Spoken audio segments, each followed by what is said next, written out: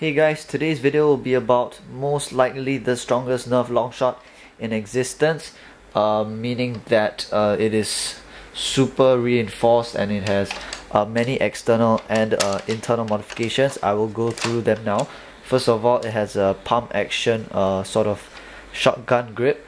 Over here, as you can tell, it's very nice, connected by this, probably I think it's aluminum bar over here, which connects to the bolt sled inside. On the inside, it actually has an aluminum bolt sled, which I will show you guys later. The plunger rod inside the plunger tube is also made of aluminum, so is the spring rest that keeps that screws onto the back of the plunger tube.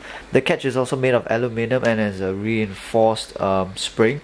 However, the breech for this blaster is still stock, and I'll show you guys now. As you can see over here, inside you can actually see the aluminum bolt sled over there, that silver piece, and from the inside over here as well.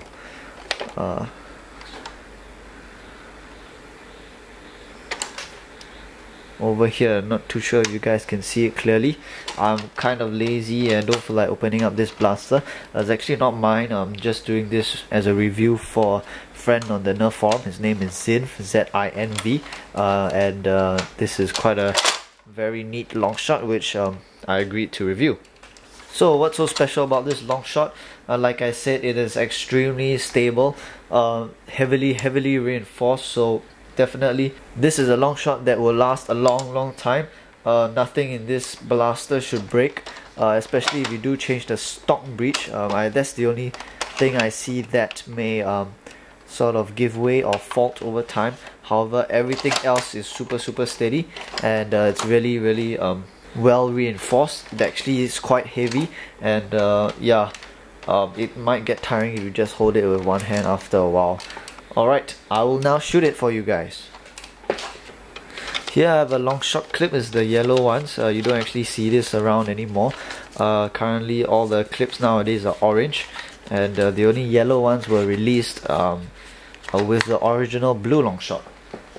So get your blaster and load in the clip. I'm not too sure about the spring that has been used inside, but the prime is relatively easy, so I'm just gonna guess that it's either a stock spring plus a really light spring addition, or just maybe a slightly heavier single spring that was used.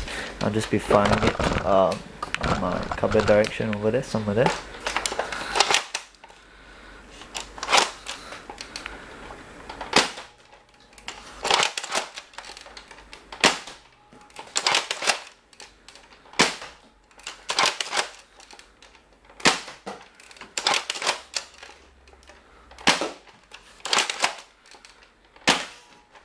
So yeah, as you can see, it's slightly more powerful than a stock long shot. Air restrictor has been removed, and the plunger head is also padded, so as you can tell, it is slightly silenced, and I think I'm just gonna dry fire it. Sorry, Zin.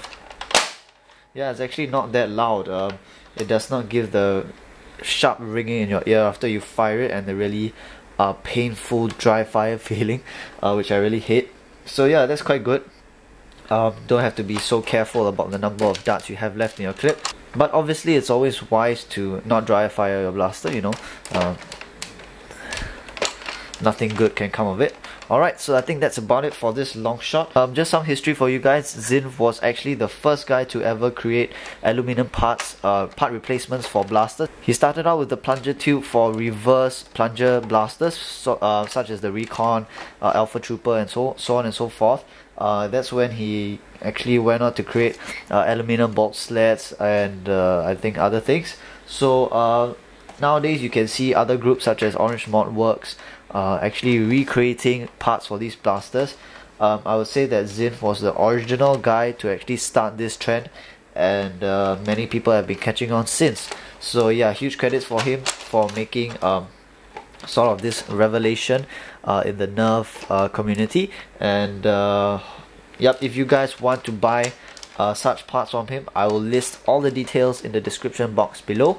Okay, that's about it. Leave comments below, PM me if any questions, and thanks for watching.